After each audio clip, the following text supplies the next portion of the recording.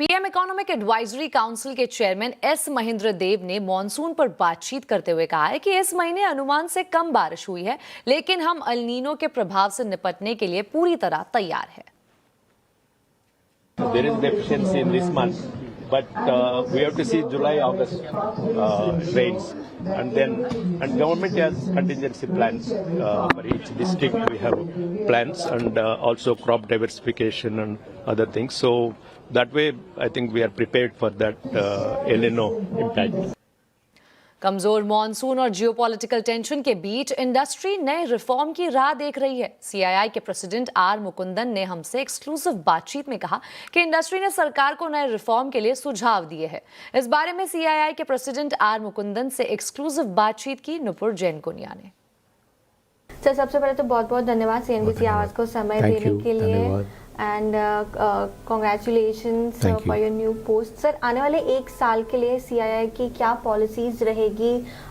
India ink investors को किस पर ज़्यादा फोकस करके चलना चाहिए? तो हम लोग इस चीज़ पे ध्यान दे रहे हैं कि जो जियो पॉलिटिकल टेंशन है, जो अनसर्टेनिटी है, जो always comes because of this time it is because of El Nino, the climate change, delayed monsoon, इस वजह से जो है ये टाइम से अलग अलग चीज़ें आती रहेंगी। इसके लिए to cope with it the only way we can do it is to become more competitive. कैसे कॉम्पिटिटिव बने, एंड इसके लिए बेसिक चीज़ है कि industry, government and the civil society work towards making going forward with reforms. 16 reforms we have identified in different areas. One is a foundational reform which includes ease of doing business, कैसे करें, more importantly cost as well as speed of doing business, उसमें कैसे काम करें कि काम जो हो जल्दी हो। सेकेंड चीज़ जो है, इंडिया जो है अभी अंडर एक्सप्लोर्ड एरिया है, how can we have more exploration for resources, oil, gas, ये यहीं पे domestic, and we have said that there's a policy formulation government needs to do and we have recommended to government. In addition to that, two other areas are कि we कृषि पे काम करें हम लोग, क्योंकि हम तो कृषि प्रधान देश ही हैं। उसमें how can we become more vibrant in terms of food production and food processing and become the largest exporter of food. And lastly is of course MSME ध्यान देना चाहिए। ये फाउंडेशनल रिफॉर्म है, 4 फैक्टर रिफॉर्म है, power, logistics, land and labor. We have made some recommendations. We are working with government on this. पूरी economy में देखें तो कौन से ऐसे सेक्टर्स होंगे, कौन से ऐसी इंडस्ट्रीज होगी जहां पे पॉलिसी रिफॉर्म्स अगर थोड़ी बेटर हो, या आपकी तरफ से कोई सजेशन हो सरकार के लिए जहां पे ज्यादा ग्रोथ देखने को मिल सकती है आने वाले समय में? So हम लोगों ने रिकमेंडेशन किया है कि PLI स्कीम जो है कई सेक्टर में काफ़ी उसका बेनिफिट मिला है, like electronics. What we have said is PLI scheme should also be continued in about 10 odd sectors. And इसकी एग्जांपल देता हूँ, एरोस्पेस, डिफेंस, सेमीकंडक्टर, ये सेक्टर्स तो हैं ही which have huge export potential. Then there is a set of sectors where India imports a lot, like toy, furniture. ये तो we can make as good a toy, as good a furniture as anybody. So I think we have to focus on these sectors where we have recommended. It will generate employment. It will generate investment. It will also connect India to the world.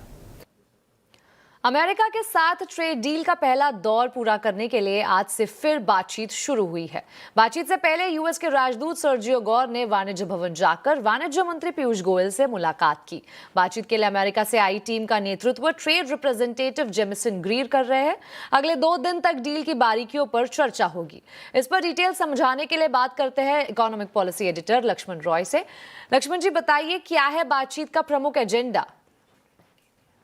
देखिए, इस बातचीत में चूंकि US की तरफ से trade representative यहाँ पर आए हुए हैं, यूएसटीआर आए हुए हैं, तो जाहिर तौर पे बातचीत जब एडवांस स्तर पर होती है तो इस तरह के प्रतिनिधिमंडल वहाँ से आता है। आज सुबह से यहाँ पे बैठक शुरू हो चुकी है और ये बैठक 2 दिनों तक चलेगी वाणिज्य भवन में। इसमें उद्योग मंत्री के साथ यूएसटीआर की बैठक होगी, साथ ही साथ दोनों देशों का प्रतिनिधिमंडल है वो आपस में बातचीत करेगा।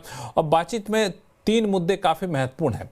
पहला कि जब से सुप्रीम कोर्ट ने, यूएस की सुप्रीम कोर्ट ने वहाँ के रेसिप्रोकल टैरिफ को रद्द घोषित कर दिया है, उसके बाद जो 18% टैरिफ की घोषणा पहले की गई थी उसमें किस तरह का बदलाव किया जाना चाहिए, एक तो वो। दूसरा कि जो सेक्शन 301 के तहत 12.5% टैरिफ लगाने का प्रस्ताव है यूएस की तरफ से 60 देशों के खिलाफ, जिसमें भारत भी शामिल है, उसको कैसे हटाया जाए।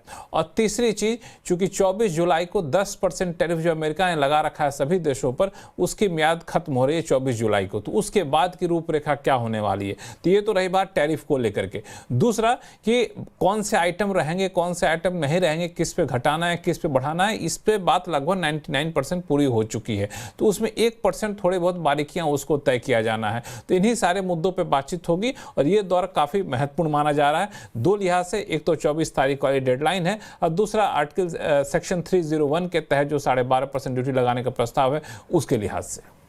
शुक्रिया लक्ष्मण जी इस पूरी जानकारी के लिए। भारत अमेरिका ट्रेड डील के पहले चरण पर बातचीत शुरू हो गई है, लेकिन इसमें क्या है सबसे बड़ा पेच? आज आवाज अड्डा में इसी पर होगी चर्चा। ट्रेड डील के कितने करीब? शाम 7:57 पर।